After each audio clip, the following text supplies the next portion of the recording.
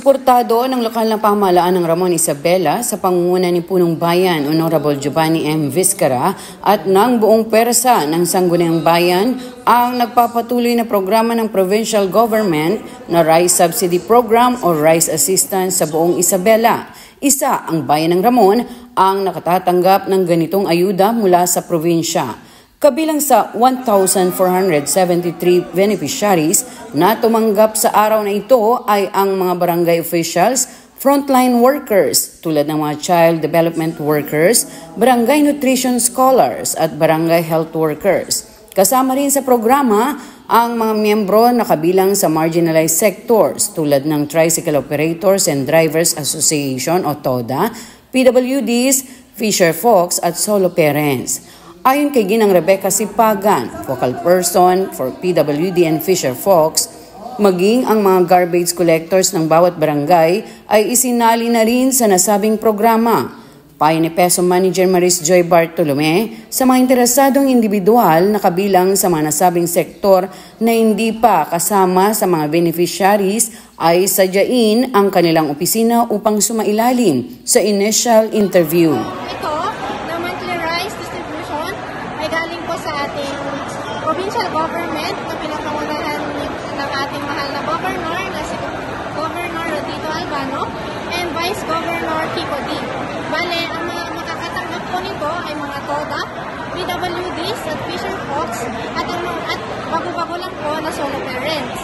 Bale, kung gusto nyo pong maka-avail ng ganitong programa, bumisita lang po kayo sa aming opisina sa PESO office na matatagpuan po sa old building ng munisipyo, 2nd floor, katabi po ng ating DAR.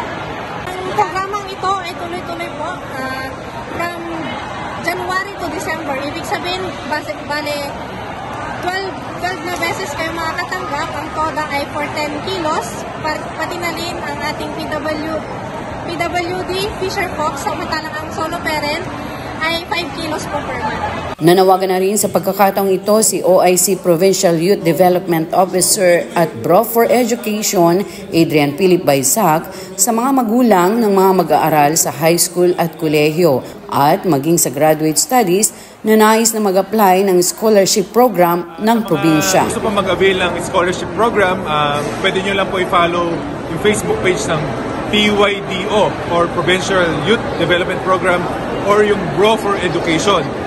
Lahat po ng katanungan nyo ay masasagot po doon.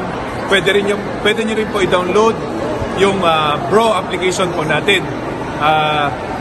Anyway, kami po ay bababa po. Nagkaharapan po kami. Bayan-bayan, bababa po kami to get the forms.